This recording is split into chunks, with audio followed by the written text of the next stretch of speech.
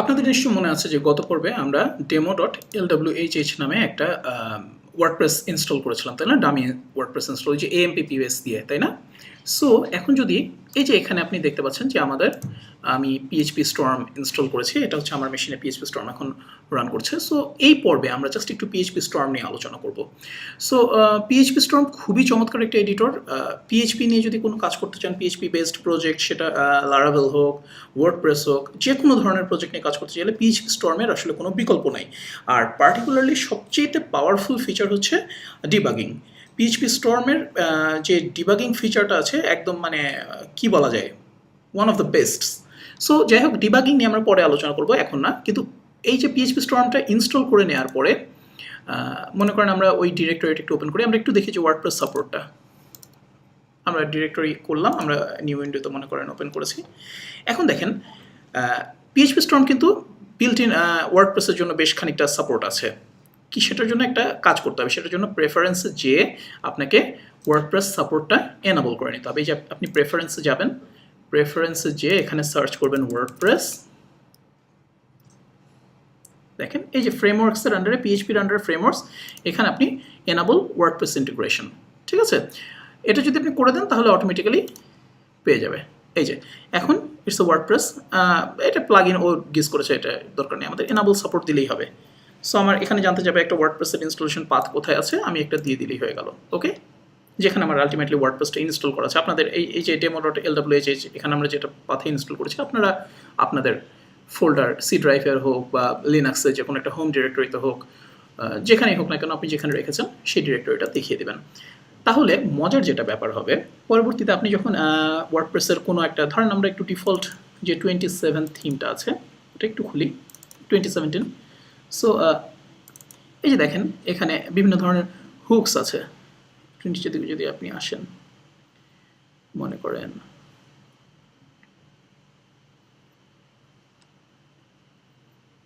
এই যে দেখেন এখানে হুক আছে। সো আপনি যদি আপনার মেশিনে কন্ট্রোল বাটনটা প্রেস করে এই যে এই হুকগুলো উপরে মাউস নিয়ে যান, তাহলে কিন্তু আপনি সরাসরি সেই ফাংশনে নেভিগেট করতে পারবেন।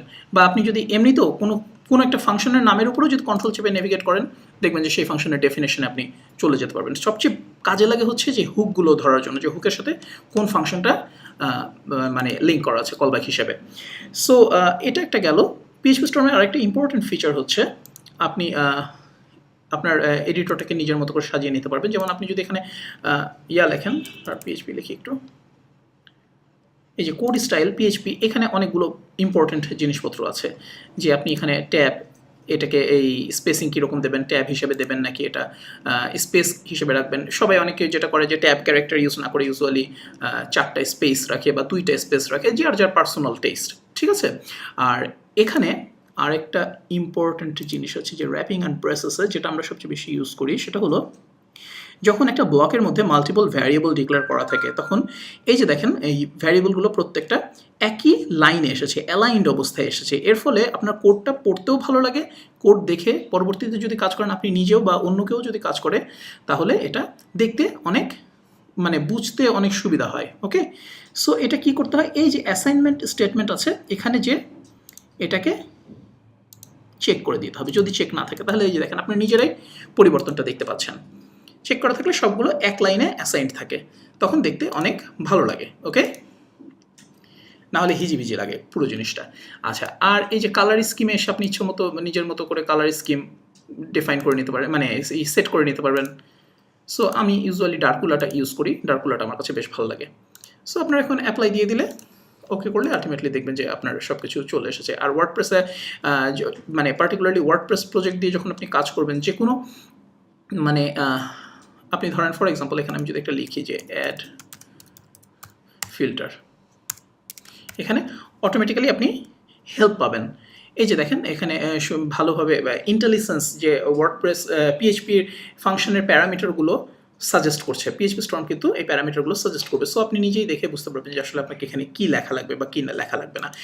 আর সবশেষে যেটা আসলে উল্লেখ করা দরকার সেটা হলো পিএইচপি স্টর্ম খুবই লাইটওয়েট, এটা হচ্ছে ক্রস প্ল্যাটফর্ম কম্প্যাটিবল, অর্থাৎ আপনি পিএইচপি স্টর্ম একই সাথে উইন্ডোজে রান করতে পারবেন, লিনাক্সে রান করতে পারবেন, ম্যাকে রান করতে পারবেন। খুব একটা বেশি বাল্কিও না, বেশ বেশ বেশ ফাস্ট। আর পিএইচপি স্পেসিফিক প্রজেক্টের জন্যই যেহেতু ফোকাস করে তৈরি করা, সো খুব বেশি আপনাকে আউট অফ দ্য বক্স মানে আপনি জাস্ট ইনস্টল করেই ইউজ করতে পারবেন, খুব বেশি কনফিগারেশনের দরকার নাই। আর সবচেয়েতে মেইন ফিচার মানে পাওয়ারফুল ফিচার ডিবাগিং। আমরা সবাই অনেকে প্রিন্টার ইউজ করি, ভ্যার ডাম্প ইউজ করি পিএইচপিতে, সো এগুলো ইউজ না করে অ্যাকচুয়াল রিয়েল ডিবাগিংয়ের মধ্যে দিয়ে যাইতে চাইলে পিএইচপি স্টর্ম আপনাকে অনেক হেল্প করবে। সো পিএইচপি স্টর্ম ইউজ করবেন, কারণ আমি জেটব্রেন্সে রিকোয়েস্ট করেছিলাম, তারা 350টা কুপন দিয়েছে, ওটা দিয়ে আপনি প্রতিটা কুপন দিয়ে 4 মাসের জন্য ফ্রি ইউজ করতে পারবেন। সো কেন না, পিএইচপি স্টর্ম সেটার ভ্যালু হচ্ছে অলমোস্ট $30, কারণ আপনার ইয়ারলি পারচেস করতে গেলে আপনাকে প্রায় $90 দিতে হয়। আমি এখানে পারচেস করে ইউজ করছি, আমি অনেক দিন ধরে ইউজ করছি, প্রায় 4 বছর ধরে। আর একবার আপনি ইউজ টু হয়ে গেলে দেখবেন যে পিএইচপি স্টর্ম ছেড়ে আপনার অন্য কোথাও আসলে ইউজ করতে আর ভালো লাগছে না। সো জাস্ট চেষ্টা করে দেখবেন, ইউজ করে দেখবেন, যদি ভালো লাগে, আমার কাছে মনে হয় ভালো লাগবে, আপনার প্রোডাক্টিভিটি পিএইচপি স্টর্মে অনেক বেড়ে যাবে। ওকে, সো নেক্সট পর্বে আমরা একটুখানি দেখবো ভিজুয়াল স্টুডিও কোড নিয়ে, ঠিক আছে, ভিএস কোড। সেটাও একটা চমৎকার লাইটওয়েট এবং চমৎকার লাইটওয়েট আইডি বলা যায়, এবং এই সবচেয়ে মজার ব্যাপার হচ্ছে এটা ফ্রি। Alright, take care.